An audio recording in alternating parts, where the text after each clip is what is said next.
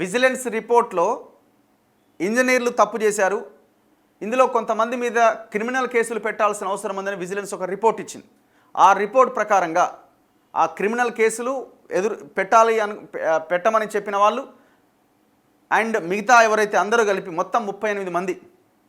ఇందులో టాప్ ఈ చీఫ్ ఇంజనీర్గా ఉన్న మురళీధర్ రావు రిటైర్డ్ అవుట్సోర్సింగ్ కింద జాయిన్ అయ్యి మొత్తం ఈ కాళేశ్వరంలో కీలకంగా పనిచేసిన మురళీధర్ రావు దగ్గర నుంచి కింది స్థాయి వరకు ఉన్న ఆల్ ఇంజనీర్స్ మీద వాళ్ళకి షోకాజ్ నోటీస్ ఇచ్చారు. ఇప్పుడు వీళ్ళు తప్పు చేసిరా అంటే 100% తప్పు చేసిరు. ఇప్పుడు కేసీఆర్ విచారణలో, హరీష్ రావు విచారణలో ఏమన్నారు? ఇంజనీర్లు చేసింది వాళ్ళు చెప్పింది మేము చేసినాం, మేము డిసైడ్ చేసినాం అని చెప్పారు. వాళ్ళ మీద దోషేసారు. వాళ్ళు ఏం చెప్పారు? మాకేం సంబంధం, కేసీఆర్ ఆనాడున్న మంత్రి హరీష్ రావు వాళ్ళు చెప్పడం మేము చేసినామని వీళ్ళు అన్నారు.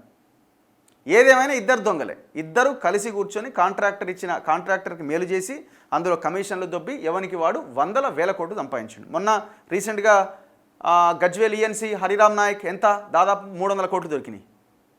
ఎగ్జిక్యూటివ్ ఇంజనీర్గా పనిచేసిన నూనె శ్రీధర్ ఆయన ఇంట్లో 150 కోట్ల పైన దొరికినాయి. ఎక్కడి నుంచి వచ్చినాయి?